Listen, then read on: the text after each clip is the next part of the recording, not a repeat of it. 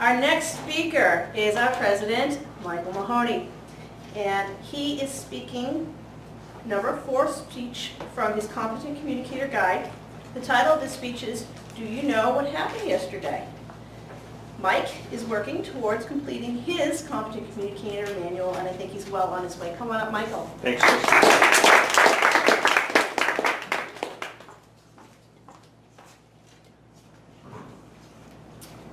I want to take this opportunity to thank our guest, Tom Laub, and fellow Toastmasters. Does anyone know what happened yesterday?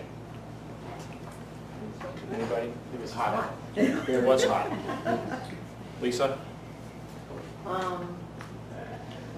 It was 3 people and I know his birthday. 3 people you know's birthday. That's terrific. For me, it was freedom. My kids went back to school. Anybody resonate with that?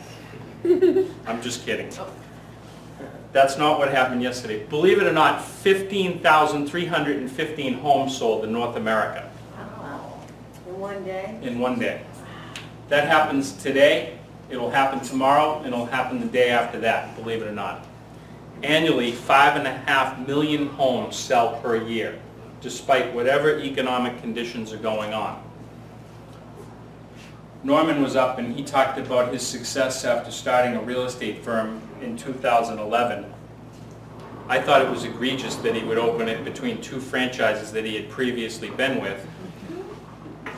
But then I think his salvation was that he gives back to the community. So I thought that was very good. So I wanted to take an opportunity just to review with you some of the statistics relative to the real estate market. I've been a real estate agent for 15 years and it's never been easy. For 15 years there's always been some difficulty. A couple years ago, about the time after Norman started his company, Prime Realty, we had an economic meltdown, and short sales, foreclosures, and depressed or distressed properties accounted for almost 10% of the inventory. Today in Massachusetts, it's only 1.4%. So if you're looking for a deal, it probably doesn't exist. As Norman said, the grass might be greener on the other side of the fence, but it's still difficult to mow. Nationally, home sales were up 10%. Prices were up 5.6% in America across the board. National inventory is at 4.8%, which basically tells us as realtors, Keith's one, Norm's one, it's a seller's market if it's below 5 to 6 months. So at a national level, we've got 4.8. The numbers I speak of are at a national level. I know each of us comes from a different community. It might be a different story where you live. I'd like to review with you some of the statistics relative to the single-family home market in Massachusetts. And I have up through July. This little report is a 15-page report. I'm not going to bore you with all the details. I printed the top page because I think this is the one that makes the most sense for people, whether you're starting to purchase or you're on the tail end thinking of downsizing. It gives you a good graph of what's happening in our market. So just single families, I know some of us own condos or might be looking at condos, but in Massachusetts, in the month of July, the closed sales were up 9% for July. That would be our spring markets from May, June, July, so that was a high number.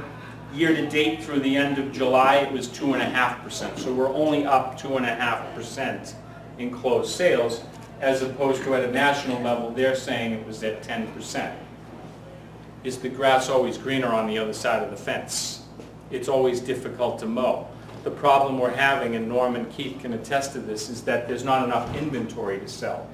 If you're at the tail end of your residential career and thinking about moving down, your difficulty will be that you can't find a place to live. That's a problem that we hear a lot. So let's look at that number. The month's supply of inventory in Massachusetts at the end of July was 1.9. Nationally, it was 4.8, so it's halved. So we hear a lot when we meet with clients, I'd love to put my house on the market, but I have nowhere to go. You hear that one a lot? You hear that from your friends? There's nothing on the market. I have clients that have signed agreements to sell their houses, but they won't even let me show them because they have nowhere to go. How do you handle that? That's obviously driven by fear.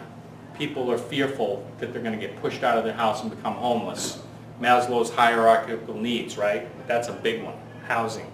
You disrupt that and everything else kind of crumbles. You saw that in the economic meltdown as people lost their jobs, they were losing their houses, consumer confidence goes in the tank, et cetera, et cetera. It's a downward spiral. When people feel good about home, that four-letter word, everything else flourishes. That's why the interest rates are so heavily tied to the economy, because when we feel good about our house, we go to Lowe's, we go to Home Depot, we go to Best Buy, we're hanging plasma TVs on the walls. So the story, let's continue the story numerically. Median sales price in Massachusetts was up 5%. That's a good number.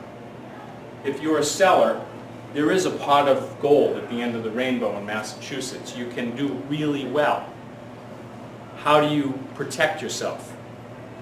Keith, Norm, and I know that there's a way to sell a house subject to finding suitable housing. You use the word suitable housing. It's ambiguous enough that someone can't force you out to the street because your definition of suitable might be different than mine. I might want to live in one of those tiny houses on a trailer on the side of the road. You might want to live at the penthouse suite at the Taj Mahal or the Mandarin Oriental downtown.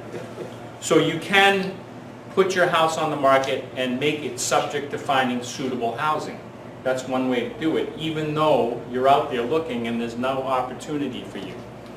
Another reason I say there's gold at the end of the rainbow is sellers in Massachusetts overall were achieving 99.1% of their asking price up through the end of July. I'm selling houses right now that are on main roads, much like this, in a week. I'm thinking I'm going to be here for months and months and months, and people are buying them up over asking price. These numbers don't lie. When there's only 1.9 months of supply and everyone's chasing the same cheese, someone's going to end up with a broken neck, as Norm said. Fellow Toastmasters, that's all I have today. Thank you for coming. Appreciate the opportunity.